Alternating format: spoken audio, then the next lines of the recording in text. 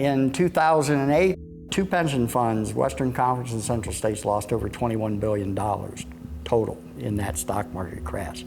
None, zero, to be returned to them. Local 707 in New York, their pension fund went broke. In Cleveland, Ohio, Local 17 ironworkers. You have truck drivers, you have warehousemen, you have grocery store clerks about to lose their pensions. They're going to have to make a definite decision. Do we pay our utility bills? Do we buy food? Or do we buy our medication? They're trying to live below poverty level right now.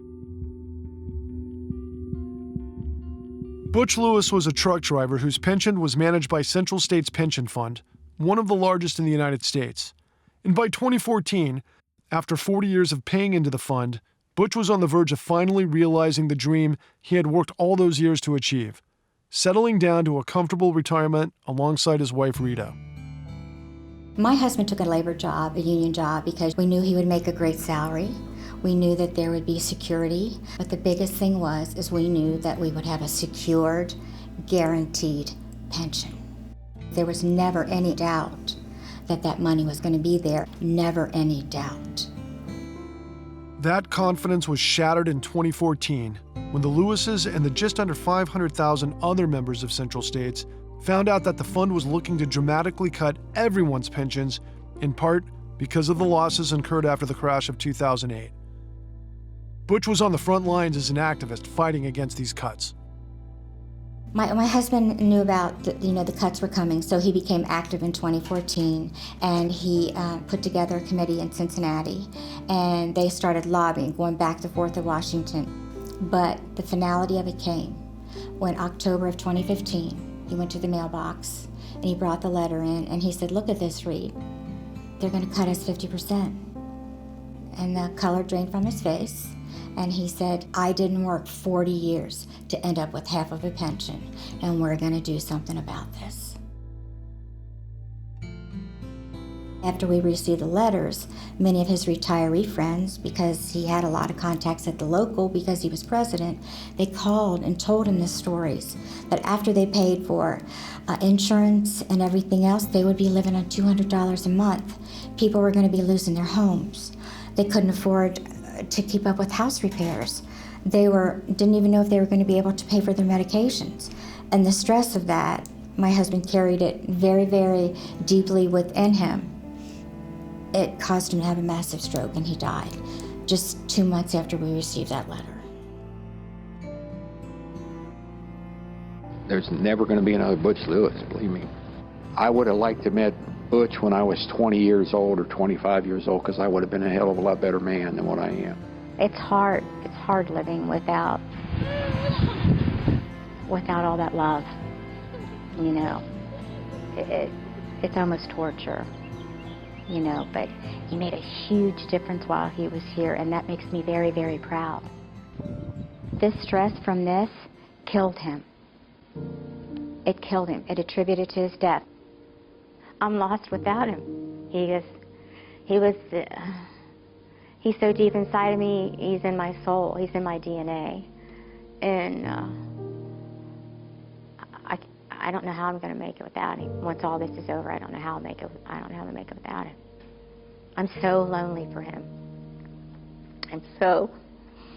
But I have to, there's too many people that are counting on me, and I can't think about me. I have to think about everybody else, and I don't want to let them down, and I don't want to disappoint them. Rita, through unrelenting grief, decided to take up her late husband's cause and has been working tirelessly to get Congress to pass the Butch Lewis Act, a bill to save the pensions of hundreds of thousands of retirees across the country. But Rita's story had me curious. What, or more importantly, who, had gotten these Central States pensioners in this situation in the first place?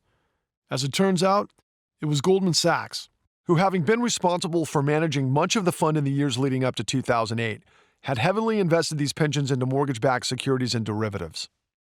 Even more curious, however, was that once mortgages began melting down in 2006, instead of pulling back on these investments, Goldman sank another $1.4 billion of Central States money into not AAA or AA, but single-A bonds, including mortgage-backed securities.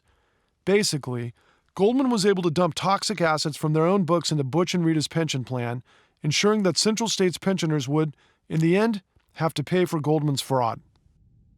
Goldman Sachs is part of the problem. They're selling to their very clients these loans that they know are a disaster. They know as a company, they agreed that from the CEO down, they agreed that these things were going south, that they were losing their value. At the very least, what Goldman Sachs should have done is stop selling these things. They don't do that. What do? They secretly do the big short. With the housing market on fire, Goldman could see that every mortgage-backed investment out there was about to crash and burn. But instead of warning their investors of the impending disaster, Goldman decided to save themselves, offloading billions of dollars of these collapsing mortgages onto their own customers in a little maneuver that ultimately became known as the Big Short. The Big Short, everyone knows that from the movie, but it was actually used by the chief financial officer at Goldman Sachs in an email describing the strategy that they took. And that strategy is, secretly, we're gonna make these bets that will pay off if there's a subprime meltdown.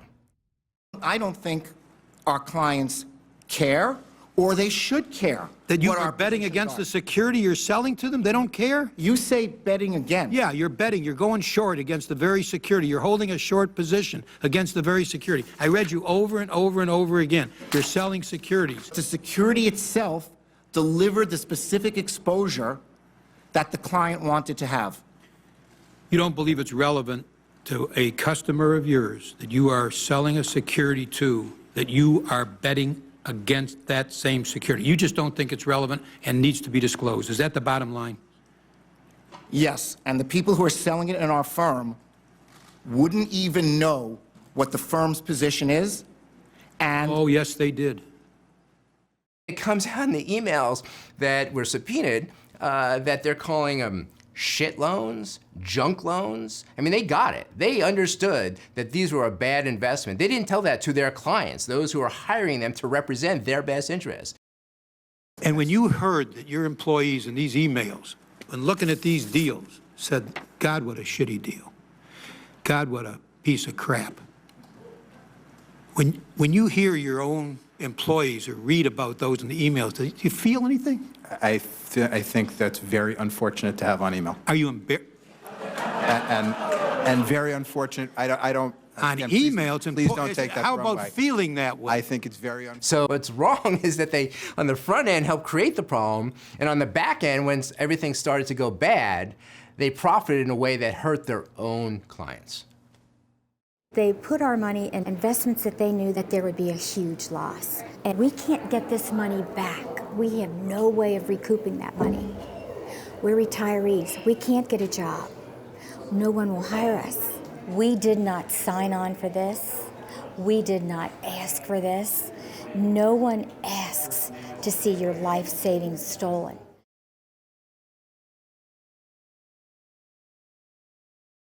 Hey all, become that person nobody dares to argue with.